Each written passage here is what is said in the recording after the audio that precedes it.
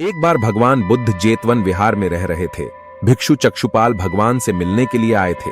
उनके आगमन के साथ उनकी दिनचर्या, व्यवहार और गुणों की चर्चा भी हुई। भिक्षु चक्षुपाल अंधे थे। एक दिन विहार के कुछ भिक्षुओं ने कुछ मरे हुए कीड़ों को चक्षुपाल की कुटी के बाहर पाया और उन्होंने चक्षुपाल की निंदा करनी शुरू कर दी कि उन्होंने इन जीवित प्राणियों की हत्या की। भगवान बुद्ध ने निंदा कर रहे उन भिक्षुओं को बुलाया और पूछा कि क्या तुमने भिक्षु को कीड़े मारते हुए देखा है?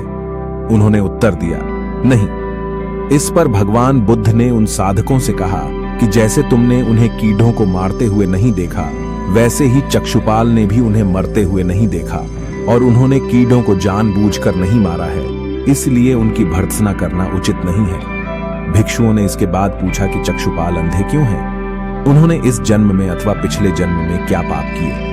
भगवान बुद्ध ने चक्षुपाल के बारे में कहा कि वे पूर्व जन्म में एक चिकित्सक थे। एक अंधी स्त्री ने उनसे वादा किया था कि यदि वे उसकी आंखें ठीक कर देंगे तो वह और उसका परिवार उनके दास बन जाएंगे। स्त्री की आंखें ठीक हो गईं, पर उसने दासी बनने के भय से यह मानने से इनकार कर दिया। चिकित्सक को तो पता था कि उस स्त्री की आंखें ठीक हो गई हैं, वह झूठ बोल रही है। उसे सबक सिखाने के लिए या बदला लेने के लिए चक्षुपाल ने दूसरी दवा दी। उस दवा से महिला फिर अंधी हो गई। वह कितना ही रोई पीटी, लेकिन चक्षुपाल जरा भी नहीं पसीजा। इस पाप के फलस्वरूप अगले जन्म में चिकित्सक को अंधा बनना पड़ेगा।